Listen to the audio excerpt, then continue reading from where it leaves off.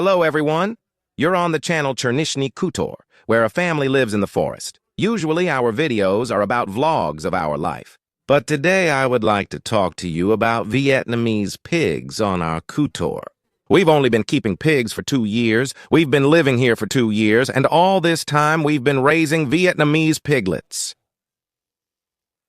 But we actually started keeping them and first encountered them about 10 years ago. There was an interesting story once. My mother-in-law was going to milk the cows for 2 weeks in a row and saw a little piglet in the rye. She said, "This is probably a wild one." Well, we chased it for several hours, put it in a cage like this, and brought it home. We brought it home and started examining it. 10 years ago, Vietnamese pigs were very rare in Belarus. We brought this piglet home back then. It lived locked up for exactly a week, and after a week, we started letting it out. And the first thing we liked about it was its cleanliness. And this piglet of ours, before we knew it, back then we only kept chickens. Besides chickens, besides birds, we had nothing else. And there were no reasons or thoughts that we would get a piglet, so we just gave grain and poured water for the chickens. We didn't take care of this piglet at all. We didn't cook food for it. And before we knew it, autumn came, and the piglet Vaska had already grown into a boar weighing about 70 kilograms. And closer to winter, we had to slaughter him, and it turned out that we raised 70 kilograms of meat without any care at all. He ate with the chickens, and the chickens slept on him. He would sleep. He'd climb in where the water trough was, lie down, and they'd get on top of him. That's how we raised him. And after that, we tried to get a Vietnamese piglet every year and just traded it for chicks each year. That's why when we moved to the farm, our first thought was to get Vietnamese pigs. But this time, we didn't just raise them for meat. We bred them and got offspring from them. And now, we have 10 years of experience, and we can share with you about keeping Vietnamese pigs and find at least 10 advantages of raising them. So, the very first and most important advantage for us is the cleanliness of the Vietnamese pigs. And it's not just cleanliness compared to other pigs. For example, landrace or Mangalitsa pigs go to the bathroom wherever they walk. But even compared to other animals like sheep or goats, they will make a mess anywhere. But the Vietnamese pig, look. They've been living free range for 2 years, and look at the lawn near the house. They don't go to the bathroom here. Even when they're free range, they find a spot and go farther away from the house. And in the barn, it's the same. They separate a corner for themselves. And that's why. Because of their cleanliness, your barn will always be clean, the area near the house will always be clean, and you'll have minimal cleaning to do in the barn. The second advantage is that they don't dig up the lawn. The idea that they don't dig at all is a myth. After all, their relatives are wild boars. Here, where the turf is weak or hasn't formed yet, they do dig a bit. But where grass has been growing for years, it's probably hard for them to damage that turf. A third advantage of Vietnamese pigs is their diet. Of course, there's a myth that they are strictly herbivores, and that you can raise a 100-kilogram boar just on grass. In reality, they are herbivores, omnivores, and raw food eaters, but their omnivorousness is not like that of humans. If you have a piece of meat and a banana on the table, you'll still choose the piece of meat. It's the same with these pigs. They'll still choose what's fattier and more filling. The advantage is that they really do eat a lot of grass in the summer and even eat hay in the winter. Another advantage is that you don't have to do what grandmothers in villages used to do. Remember the pots, the cast iron? You don't have to cook a lot of food or spend time boiling it. The fourth advantage is the intelligence of this pig. The intelligence of a pig is similar to that of a dog. There have been many interesting cases on our channel, like when our pig went into the forest for 3 days to give birth, or when our pig went into the forest for 2 days to find a male for breeding. There was even a case when the boar left for a month, got lost somewhere, and after a month he still came back and found his way home. And with us, they can go into the forest for 3 to 5 kilometers and always come back. That is, they are such intelligent animals that they remember not only the way home, but they will even play with you like dogs.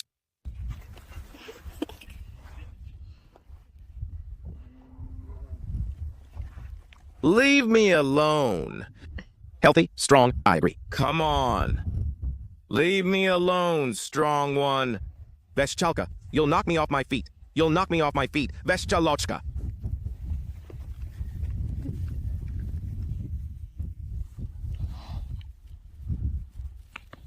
All right, yes. Jumping with me. Do you want to fight, you little rascal? Fifth advantage. The precocity of these pigs. By 3 months old, they're already mating and can be fertilized. By 4 months, you can already slaughter the piglet and eat it. You don't have to wait a whole year like with a big pig. 4 months and it's ready. You might say, well, they don't grow as big as white pigs, so you don't have to fill up the whole freezer. Just imagine, when you slaughter a white pig, you have to process the whole carcass right away, which means you need a chest freezer, you need to make canned meat, smoke houses, sausages. You can slaughter a piglet like this, which will weigh at 4 months, well, depending on how you feed it, anywhere from 20 to 40 kilograms. And you can immediately put it in a regular freezer and start preparing food. Sixth advantage. These pigs are peaceful.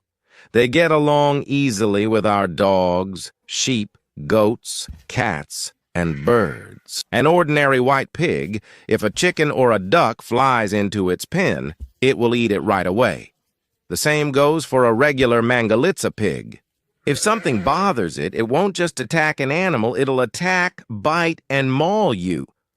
But our first piglet, he slept with the chickens. Of course, there's a minimal amount of aggression, but they just show it by squealing like, we want to eat, or they nudge you, we want to get by.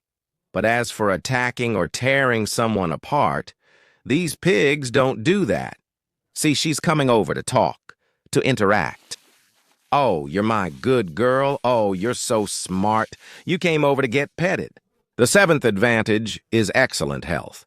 Excellent health not only compared to other pigs, but among all domestic animals in general. In 10 years, we haven't had a single death. Not once has any of them died. That means you save on medicine. You don't have to treat anyone. 3 months ago,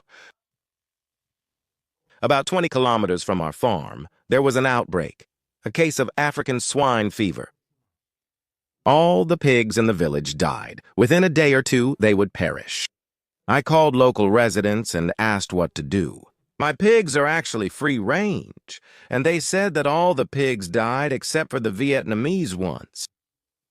Yes, it's not scientifically proven that Vietnamese pigs don't get African swine fever.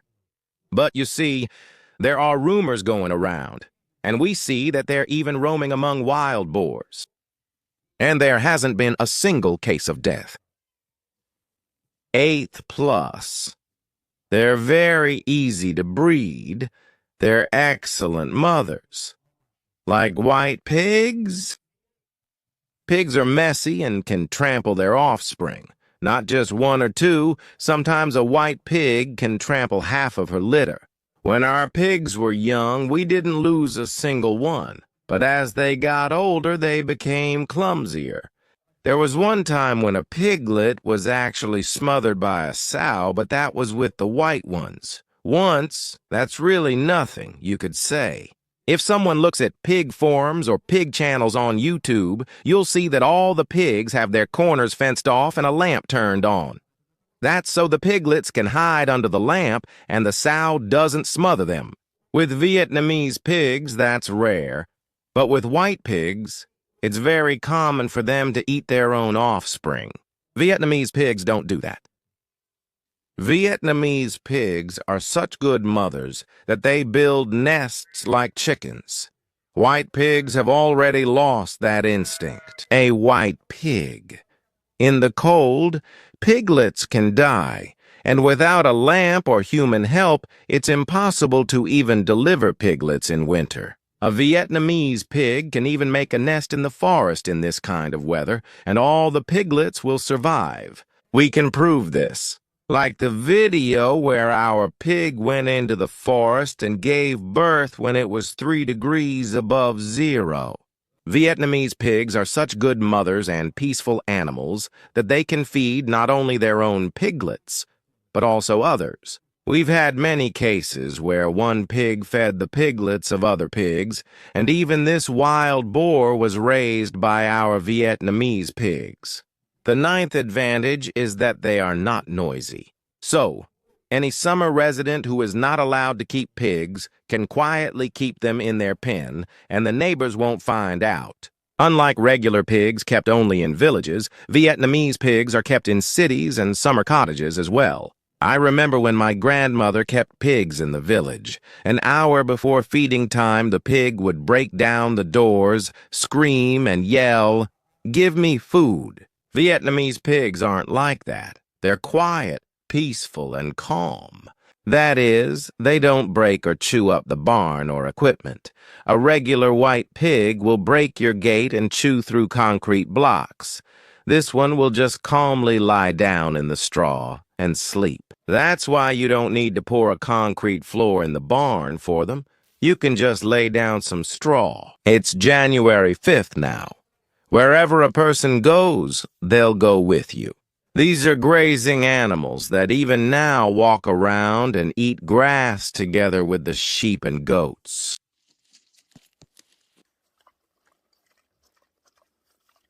For me, that's a tenth more. Bacon meat. It's tastier than regular pork.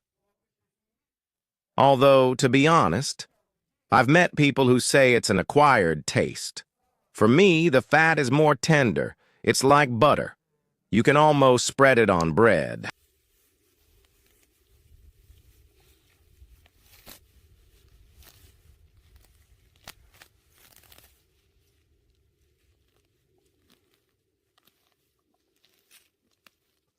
Well, I'd rather get regular white pigs.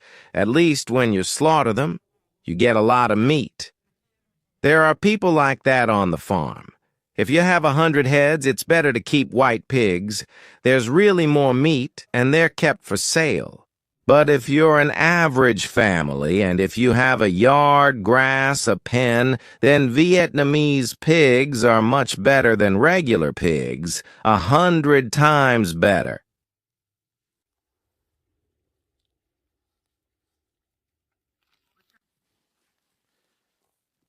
This is our wild boar. Of course, this is mostly for experimentation. We want to get slightly bigger pigs. We want to get pigs that are even larger. That will have an even better immune system. That will have a multicolored coat. After all, it's no secret that crossbred animals are stronger, more fertile, and sturdier. Let's see what we can get out of this.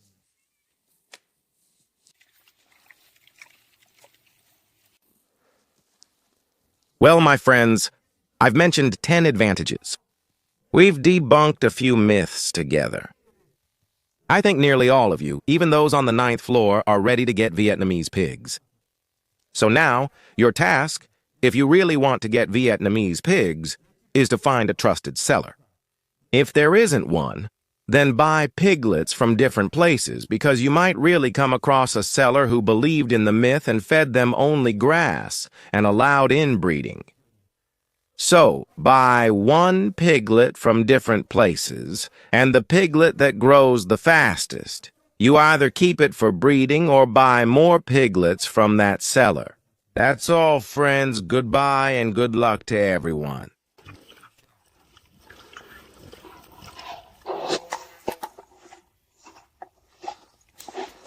Don't bite. Come on.